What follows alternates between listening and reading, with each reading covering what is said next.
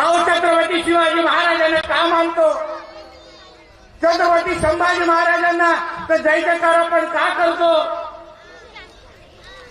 कारण का महाराजांनी आणि शंभूराजांनी एवढा 3.5 वर्षानंतर पण पेक्षा जास्त वर्ष झाले, 350 पेक्षा जास्त वर्ष झाले, जरी पण त्या राजाचं नाव घेतलं तरी पण आता अंगावर शहारे येतात.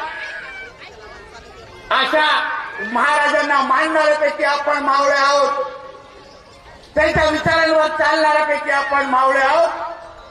हाच तर खरं म्हणलं तर हिंदू समाजाने घेतला पाहिजे. हिंदवी स्वराज्याचे संस्थापक म्हणून आपण छत्रपती शिवाजी महाराजांना ओळखतो. छत्रपती शिवाजी महाराज हे काय कुठले सेक्युलर राजे नव्हते.